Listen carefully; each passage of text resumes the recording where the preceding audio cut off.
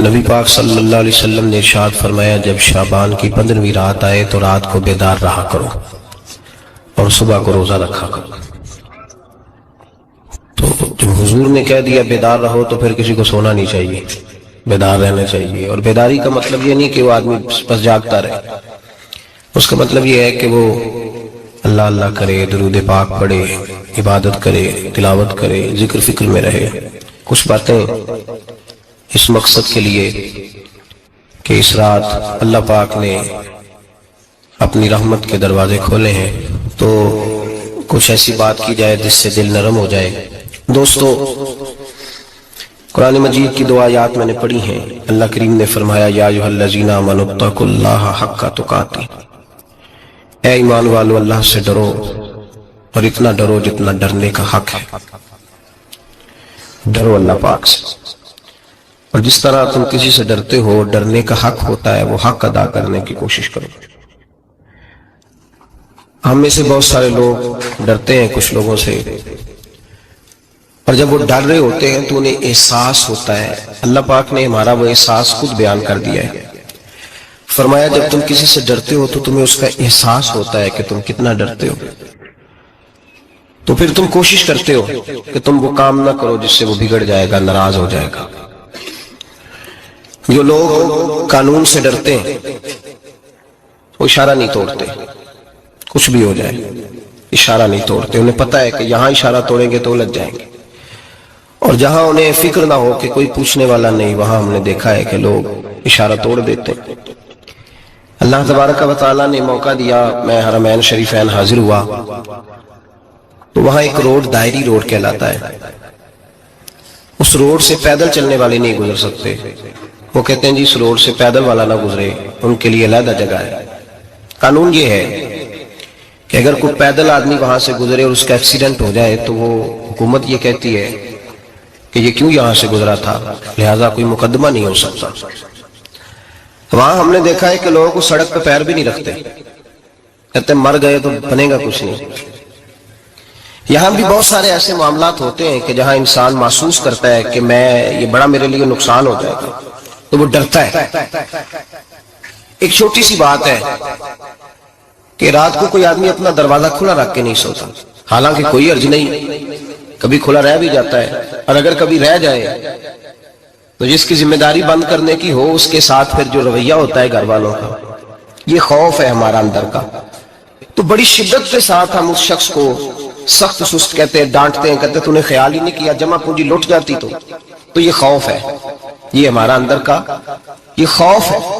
آپ بازار میں جائیں تو درجنوں لوگوں نے گن مین بٹھائے ہوئے ہیں، ان کا دل نہیں کرتا کہ اضافی تنخواہ دی جائے، کیا مطلب ہے ایک آدمی کو اضافی پیسے دینے کا، لیکن وہاں آدمی بٹھایا جاتا ہے، اس کو تنخواہ دی جاتی ہے، اس کی روٹی کا بندوبست کیا جاتا ہے، اس کے سارے ضروریات زندگی کا خیال رکھا جاتا ہے، اور پس منظر یہ ہوتا ہے کہ ڈر لگتا ہے اگر یہ شخص نہ ہوا تو ہماری چوری ہو جائے گی۔ تو اللہ فرماتے ہیں کہ تو جہاں سے ڈرتا ہے تجھے پتا ہے، تو اس طرح کر کہ مجھ سے بھی اتنا ڈر جتنا ڈرنے کا حق ہے۔ یہ جھوٹ موٹ کا ڈراوا نہ پیدا کر کے اوہ اللہ معاف کرے جی، اچھا جناب ڈرتے ہیں آپ اللہ تعالیٰ سے، آپ نے تو کانوں کو ہاتھ لگائے، تو پھر آپ کیا کر رہے ہیں؟ اللہ معاف کرے جی میں تو بات نہیں کرتا، بس 2-4 آدمیوں کی پگڑی اچھالوں گا، اس سے زیادہ نہیں۔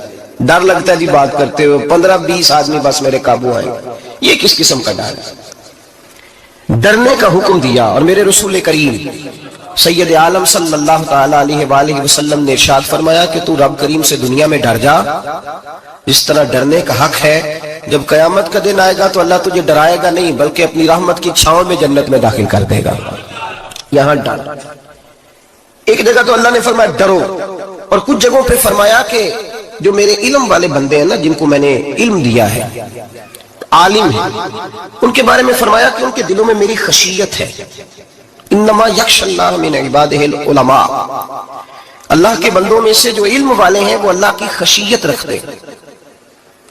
قرآن نے ایک جگہ کہا ڈرو، خوف کا لفظ بھی استعمال کیا، وَلِمَنْ خَافَ مَقَامَ رَبِّهِ جَنَّتَانِ، خوف بھی ہے اور خشیت بھی ہے۔ ان دونوں کا معنی ایک ہی ہے، ڈرنا، خوف کا معنی بھی اور خشیت کا معنی بھی، ڈرنا۔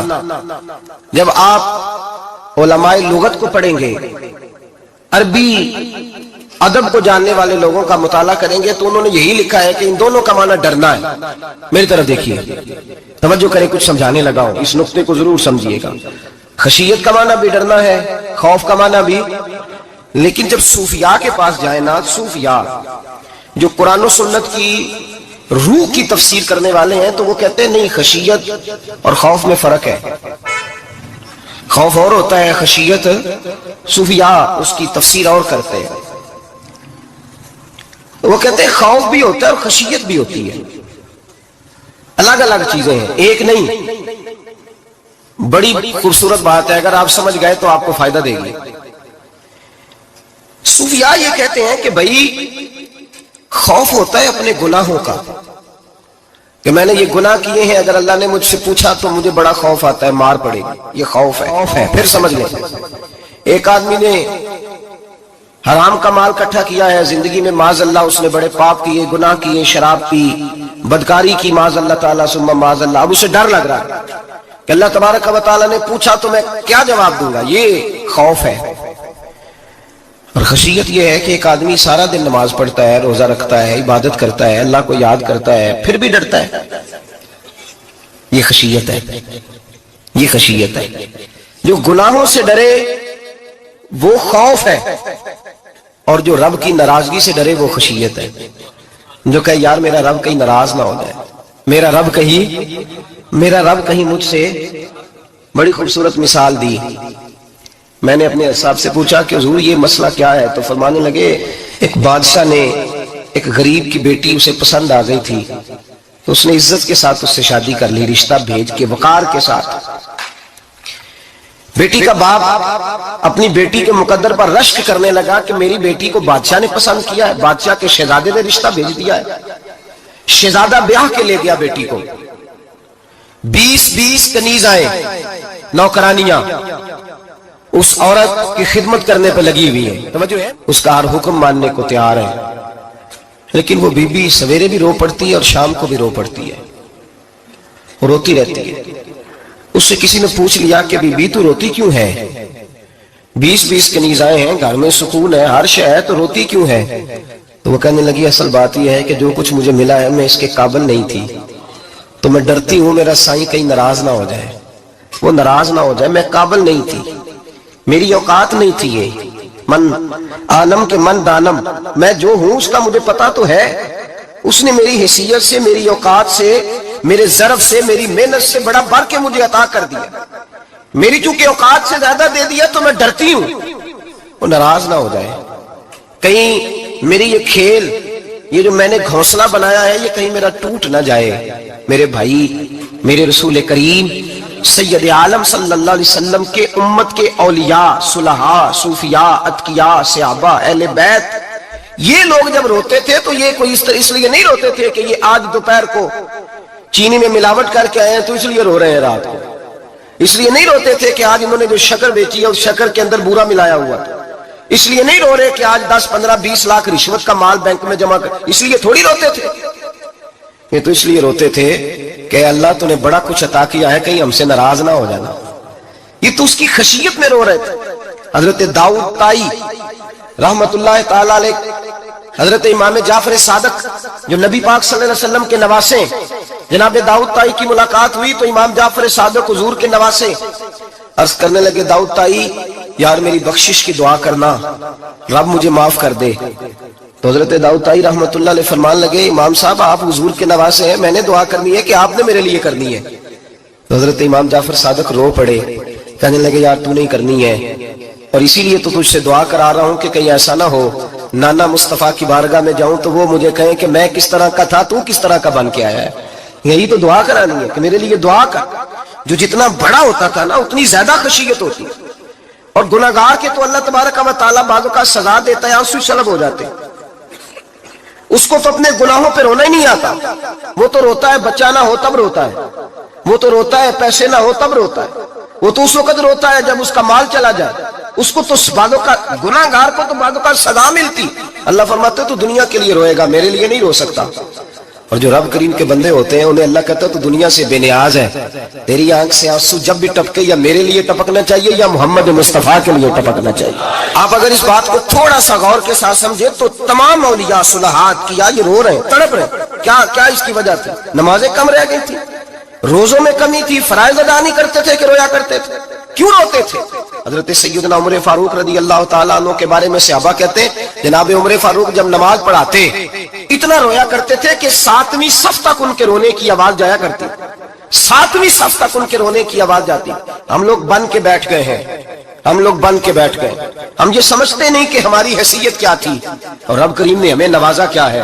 آپ پڑھیے کتابیں، میرے رسول پاک صلی اللہ علیہ وسلم فرماتے ہیں میرا عمر جس گلی سے گزرے شیطان رستہ بدل جاتا ہے۔ نبی پاک فرماتے ہیں میرا عمر جب تک دنیا میں رہے گا دوزخ کو تالا لگا رہے گا۔ اس صاحب عزد الغابہ نے لکھا ہے نبی پاک صلی اللہ علیہ وسلم نے حضرت جبریل امین کو بلایا، فرمایا چل میرے عمر کی شان بیان کر۔ تو حضرت جبریل امین علیہ السلام عرض کرنے لگے یا رسول اللہ صلی اللہ علیہ وسلم 950 سال اگر اللہ مجھے عمر دے، 950 سال رب عمر دے اور پھر بھی میں عمر فاروق کے فضائل بیان کروں تو میں نہیں کر سکتا، عمر کی شان میں نہیں بیان کر سکتا، 950 سال بھی اگر میری عمر ہو۔ نبی پاک نے فرمایا پھر میرے ابو بکر کے بارے میں، عرض کی یا رسول اللہ ابو بکر کی تو بات اس سے بہت آگے کی ہے نا، وہ نبی پاک کتنی عظمت بیان کر رہے ہیں، کس قدر زیادہ رسول کریم صلی اللہ تعالی علیہ وآلہ وسلم ان کی عظمت بیان کرتے ہیں۔ حضرت عمر کیا کہتے ہیں، وہ لوگوں کو بتاتے پھرتے ہیں کہ تم نے دیکھا ہے نا میری کتنی عظمت ہے، وہ یہ نہیں کہتے، حضور فرماتے ہیں عمر کی بڑی شان بڑی شان بڑی شان۔ اور عمر کے پاس جب بھی کوئی جاتا ہے کہتے ہیں عمر آپ کا کیا مقام ہے، تو عمر فرماتے ہیں میں تو اونٹ چرانے والے کا بیٹا ہوں، میں تو اونٹ چرانے والے کا بیٹا ہوں، میں تو اونٹ چرایا کرتا تھا، میں تو 10 اونٹ نہیں سنبھال سکتا۔ حضرت فاروق اعظم رضی اللہ تعالیٰ عنہ سے کوئی پوچھتے جناب عمر آپ کا کیا حال ہے، تو آپ فرماتے یہ تو میرے مقدر ہے کہ میری بہن نے قرآن سنایا تو میں در رسول تک پہنچ گیا، ورنہ مجھے پوچھنے والا کوئی نہ ہوتا۔ کبھی جناب علی المرتضیٰ کا بازو پکڑ کے کہتے ہیں علی تو نہ ہوتا تو عمر ہلاک ہو جاتا۔ بھائی حضور شانیں بیان کرتے ہیں، نبی پاک کہتے ہیں میرے ابو بکر نے احسانات کیے، بڑے احسانات کیے، میں نے سب کا بدلہ چکا دیا، ابو بکر کا نہیں چکایا، اللہ کی بارگاہ میں عرض کروں گا یا اللہ تو ہی اسے بدلے دے۔ اور جناب ابو بکر صدیق سے کوئی پوچھتا ہے ابو بکر آپ کا کیا حال ہے، تو ابو بکر صدیق فرماتے ہیں مجھ سے میرے اندر کا عالم نہ پوچھو، اگر قیامت کے دن اعلان ہوا نا کہ سارے لوگ بخشے گئے ایک باقی بچا ہے تو مجھے ڈر لگتا ہے کہ اللہ ابو بکر ہی بچ جائے گا جو نہیں بخشا جائے گا، مجھے ڈر آتا ہے۔ تو بھائی بن کے بیٹھ گئے لوگوں کو پوچھ کر کے دیکھیں، کہتے ہیں کیا پاپ کیا ہے، کیا ہو گیا ہے؟ خشیت سے کانپتی ہوئی روحیں، تڑپتے ہوئے میرے رسول پاک کے غلام، اولیاء اللہ صوفیاء کرام کے رونگٹے کھڑے ہیں رب کریم کے خوف سے، جو جتنا مالک کو جانتا ہے اتنا کانپ رہا ہے، اتنا ڈر رہا ہے، جس کی آنکھوں سے آنسو خشک ہے مطلب یہ ہے یہ رب کو جانتا ہی نہیں، اسے کیا خبر اس کا جلال کتنا ہے، اسے کیا خبر اس کا عذاب کتنا ہے، تو کیا جانے ان بطش ربک لشدید، جب وہ پکڑتا ہے تو بڑا سخت پکڑتا ہے۔ حضرت عثمان غنی کو 3 دفعہ میرے نبی پاک نے فرمایا جنتی ہے، جنتی ہے، العثمان فی الجنہ، العثمان فی الجنہ، العثمان فی الجنہ، 3 دفعہ حضور نے جنت کی بشارت دی۔ میرے مصطفیٰ کریم نے فرمایا میرا عثمان گلی سے گزرے تو فرشتے بھی اس کی حیا کرتے ہیں۔ جناب عثمان غنی جن کو میرے نبی نے 2 بیٹیاں دے کے کہا عثمان میری 100 بیٹی بھی ہوتی، ایک کے بعد دوسری انتقال کرتی جاتی تو میں ساری تیرے نکاح میں دے دیتا۔ وہی حضرت عثمان غنی قبر پہ کھڑے ہیں حضور کے وصال کے بعد، ایک قبر پہ کھڑے، آنکھوں سے آنسو جاری ہے، داڑھی ساری آنسوؤں سے بھر گئی ہے، روتے ہی جاتے ہیں، روتے ہی جاتے ہیں۔ غلام کہتا عثمان یار رونا ہمیں چاہیے، رونا ہمیں چاہیے، جن کو کوئی بشارت نہیں اور آپ کو تو 3 بشارتیں، روتے کیوں ہو؟ جناب عثمان غنی فرمانے لگے جس مصطفیٰ نے مجھے جنت کی بشارت دی اسی رسول نے فرمایا تھا قبر آخرت کی منزلوں میں سے پہلی منزل ہے، آخرت کی منزلوں میں سے پہلی منزل۔ سوچتا ہوں اگر رب کریم نے عثمان سے حساب پوچھ لیا حساب کیسے دینا ہے میرے مصطفیٰ کریم نے؟ یہ تو بات ہے نا جناب عمر کی، یہ تو بات ہے حضرت عمر کی، حضرت ابو بکر کی، جناب عثمان غنی کی۔ اور جس شیر خدا کے بارے میں نبی پاک نے فرمایا علی منی وانا من علی، فرمایا علی اور میں 2 نہیں، میں علی ہوں اور علی میں ہے۔ جن کو فرمایا من کنت مولا ہوں وہذا علی مولا، جس کا میں مولا اس کا علی بھی، اس کا علی بھی، جس مولا علی شیر خدا کو یہ درجہ دیا۔ ولی المرتضیٰ اٹھے ہیں، نماز کا وضو کیا ہے، مصلی کی جانب جانے لگے تو جناب علی کا وجود تھر تھر کانپنے لگا، تھر تھر چھم چھم آنسو برسنے لگے۔ حضرت سیدنا امام حسن آگے بڑھے، ابا جی کیا ہوا؟ فرمایا حسن ڈر رہا ہوں، मालिक की बारगाह में जा रहा हूं, कहीं रब अली को धुतकार ही ना दे, कहीं मालिक अली से हिसाब ही ना पूछ ले, कहीं अल्लाह तबारक व तआला नाराजगी की नजर से ना देख ले। ओ भाई, हम लोग इतने दलेर, इतने तगड़े, इतने स्याह, इतने अक्लमंद, इतने गुनाहों के पीछे पहाड़ हैं कि मजाल है कोई एक कतरा वो आंसू जो हमने संभाल के रखे हैं दुनियादारी पे बहाने के लिए। कभी अपना हिसाब कर, कभी सोच। रोज शिकवा करता है, कहता है मेरे पास पैसे नहीं, गाड़ी नहीं, कार नहीं, कोठी नहीं, सरमाया नहीं। कभी सोच, जो कुछ है अगर रब करीम मेरे और आपके अमाल देखे तो हमारी हैसियत है कि वो सारा कुछ हमें दिया जाता, हमारी औकात थी कि वो हमें दिया जाता जो उसने दिया है। टटोल के देखें, उम्र गुजर गई, शिकवे करते, जरा पलट के देखें। अगर हमारे गुनाह और हमारी नेकियां इकट्ठी की जाएं तो हम जजा वाले नहीं सजा वाले निकलते हैं माज़अल्लाह। महमूद गजनवी बड़ा प्यार करते थे अय्याज के साथ, बड़ा प्यार करते थे, नवाजा करते थे। रोज कोई ना कोई तोहफा मिलता था अय्याज को। कुछ हसद करने वालों ने कहा महमूद तू इसे तोहफे देता है और ये जंगल में असला इकट्ठा कर रहा है, ये तेरे खिलाफ अलहदा से फौज तैयार कर रहा है, कुछ वक्त आएगा ये तुझे छोड़ के अलहदा से बादशाही का दावा कर देगा। महमूद गजनवी कहने लगे ये किस तरह की बात, क्या तुम्हें पता है कि अय्याज असर से लेकर इशात तक कहाँ रहता है? महमूद कहने लगे यार वाकई मैंने कभी पूछा तो नहीं, शक का बीज बो दिया, शक का बीज बो दिया। महमूद गजनवी कहने लगे अच्छा आज मैं पीछा करूंगा, तफ्तीश करूंगा, तहकीक करूंगा कहां जाता है, तहकीक करूंगा। महमूद गजनवी निकले पीछा करने। असर के बाद अय्याज ने जंगल का रुख किया, महमूद भी पीछे पीछे हो लिए। कहते हैं जंगल के बीच जाके एक झोंपड़ी आई, उस झोंपड़ी के अंदर अय्याज गए, दरवाजा खोला, अंदर चले गए। मुझे बड़ा गुस्सा था कि हर बात मुझे बताता है, ये क्यों नहीं बताई। जब अय्याज अंदर गए तो मैंने जोर जोर से दरवाजा खटखटाया गुस्से के साथ। अय्याज ने दरवाजा खोला, बाहर आए, मैंने कहा पीछे हट। अय्याज पीछे हटे तो मैं अंदर चला गया। महमूद कहते हैं जब मैं अंदर गया तो मैंने उस झोंपड़ी में एक पुराना कुर्ता लटका हुआ देखा, एक टूटे हुए जूते पड़े हुए देखे, एक छोटा सा डंडा देखा, एक मटका, एक प्याला देखा। मैंने सारी तलाशी ली तो चंद टूटी फूटी पुरानी चीजें। मैंने कहा यार ये क्या है? तो कहते हैं याज कहने लगा बादशाह टटोल के देख ले, यही कुछ है जो तूने देखा। मैंने कहा ये है क्या? कहते हैं याज पैरों में बैठ गया, तड़प के रोने लगा, कहने लगा बादशाह ये मेरी औकात है, ये मेरी औकात है, ये मेरी औकात है, ये मेरी औकात है। कहा क्या मतलब? कहने लगा जिस दिन तेरे पास आया था ना तो ये मेरी कायनात थी कुल, आज तेरी मेहरबानियों ने मुझे यहां तक पहुंचा दिया है। मैं जो तेरा गद्दार नहीं ना होता, मैं जो तेरी नाफरमानी नहीं करता, इसलिए नहीं करता कि मैं हर शाम आके अपनी औकात याद करता हूं और फिर मुझे रोज रात को मेरा नफ्स कहता है इसका वफादार रहना, इसका वफादार रहना। तो इस हाल में था जब आया था, अगर ये बिगड़ गया तो फिर तुझे अपनी औकात का पता है ना। महमूद गजनवी ने सीने से लगाया, कहने लगे आज तक तू बचा भी इसलिए है कि तू अपनी औकात नहीं भूला। मुल्ला रूमी कहता है अपनी औकात याद रख, तू क्या था। तुझे एक रात सोने न दे तो अपनी टांगों पे खड़ा नहीं हो सकता, तेरी वो आंख ले जाए तो कुछ नहीं कर सकता, वो तुझे माजूर कर दे तो कुछ नहीं कर सकता। 30-30 साल के ऊंचे 7 फुट कद के जवान उसने फालत ज्यादा करके अस्पतालों में डाल दिए, वो कुछ न कर सके। बड़े बड़े पहलवान जो कहते थे कि हम उठे तो दुनिया उठती है, उसने फेंक दिए मनो मट्टी के नीचे, कुछ न कर सके। अपनी हैसियत न भूल, मेरे रसूल करीम